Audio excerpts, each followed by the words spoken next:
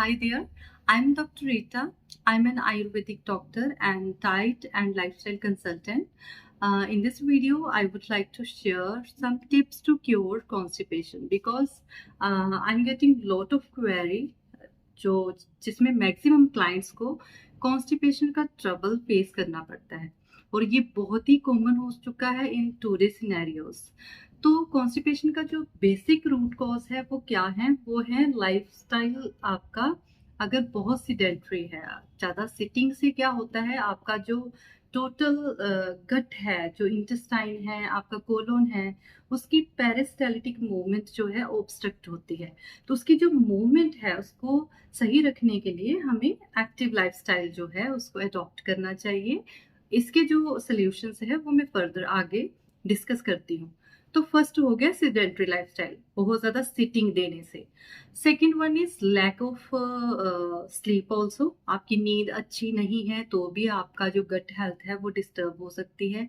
आप अगर बहुत ज़्यादा स्ट्रेस लेते हो तो स्ट्रेस की वजह से भी होता है, बिकॉज अकॉर्डिंग टू आयुर्वेदा जो वाता इज विशिएशन ऑफ वाता is a contributory factor for the cause of constipation.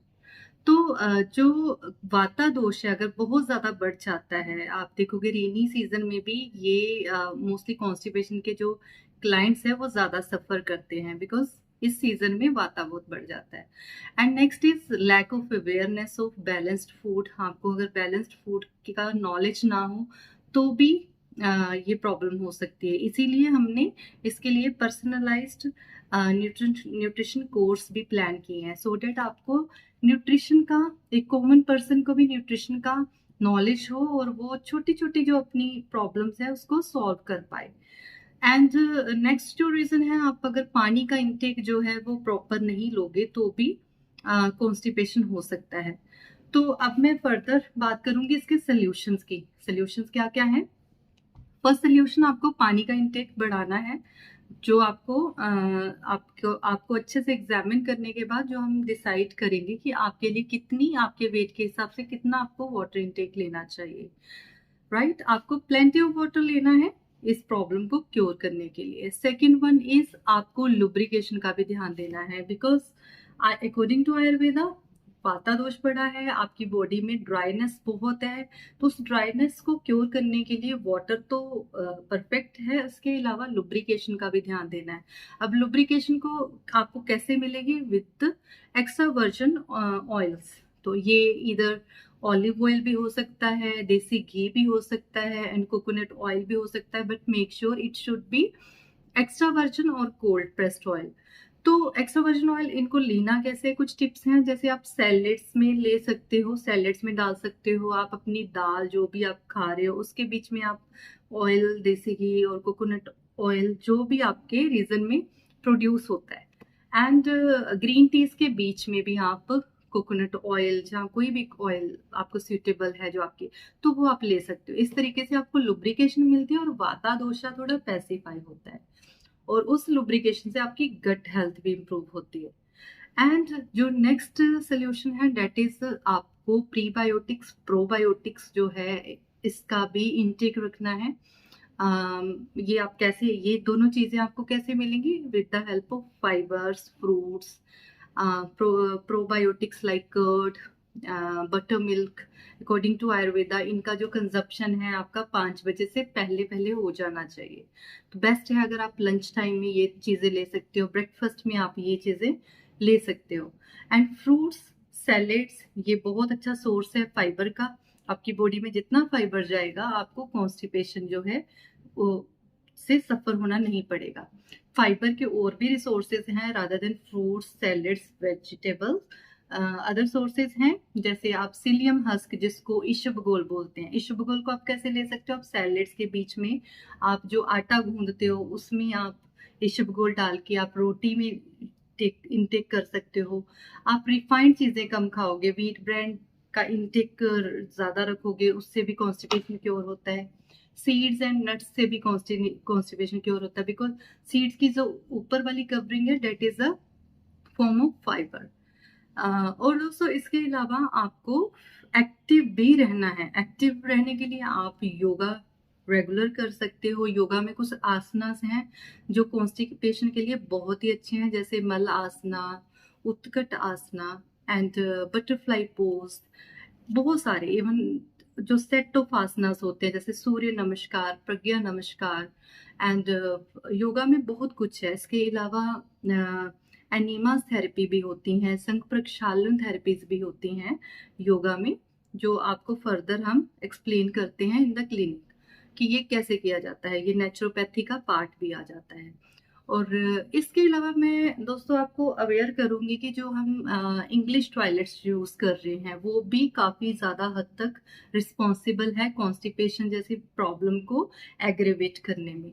तो बेस्ट है अगर आप इंडियन टॉयलेट्स को यूज़ करो, या आप जब भी अगर इंग्लिश टॉयलेट भी यूज़ कर रहे हो तो आप स्क्वैट पोजिशन में रहने के लिए आप उस एक स्टूल यूज़ कर सकते हो, जिसके ऊपर आप पैर रखकर एक स्पेशल एंगल से स्टूल पास करो, सो डेट आपका जो कोलन है बिल्कुल खाली हो जाए।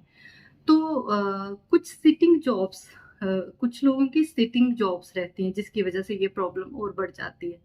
तो सिटिंग जॉब्स वालों को क्या करना है, अपनी मील के बाद, एवरी मील जब भी वो खाना खाते हैं उसके बाद 10 मिनट की एटलीस्ट वॉक ले सकते हैं, थोड़ी सी स्ट्रेचिंग एक्सरसाइजेस कर सकते हैं, थोड़ा सा बॉडी को स्ट्रेच कर सकते हैं इन बिटवीन। योगा के बीच में और कौन कौन सी चीजें आ जाती हैं, जैसे कि आप मेडिटेशन करते हो तो भी आप रिलैक्स होते हो, तो भी आपका कॉन्स्टिपेशन क्योर होता है। मैक्सिमम पेशेंट्स को हमने meditation, breathing exercises and stretching exercises से ठीक किया है, बिकॉज मेंटल हेल्थ का बहुत रोल है।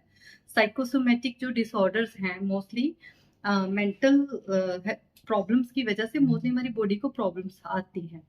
सो ये सारा होल था। और इसके अलावा आप और क्या कर सकते हो, कौन कौन सी चीजें अवॉइड कर सकते हो। अब नेक्स्ट इज, तो अवॉइड कर कौन कौन सी चीजें करनी है, आपने ग्लूटेन फूड अवॉइड करना है। ग्लूटेन फूड रहता है हमारे वाइट ब्रेड में, जितना भी चाइनीज फूड है, बिकॉज उसमें कॉर्न स्टार्च पड़ता है, तो तो जितना भी चाइनीज फूड है वो भी ग्लूटेन फूड है। आप मट्ठी, मैदे से बनी हुई पूड़ियाँ, ये सब ग्लूटेन फूड में आ जाता है। तो इसकी कंजप्शन बहुत ज्यादा लेने से भी कॉन्स्टिपेशन होती है। तो आपने कोशिश करनी है रिफाइंड एंड ग्लूटेन फॉर्म को छोड़ते हुए होलसम फूड को लेना है। तो ग्लूटेन प्रोड्यूस कैसे होता है, जैसे मान लो आपने जो गेहूं है, गेहूं का जब हम आटा बनाते हैं तो उसमें व्हीट ब्रांड भी रहता है एंड फ्लोर भी, जो उसका ग्लूटेन कंटेंट भी रहता है। तो उसका जो ब्रांड पोर्शन है वो तो फाइबर है, तो उसको अगर ब्रांड के साथ ही लेते हो उस रोटी में, तो वो आपके लिए अच्छा है। बट अगर आप उसको छानते ही जाओगे, फॉर एग्जाम्पल आपने आटे को छाना, फिर से उसको बारीक किया, फिर से छाना, तो वो मैदा बन जाता है।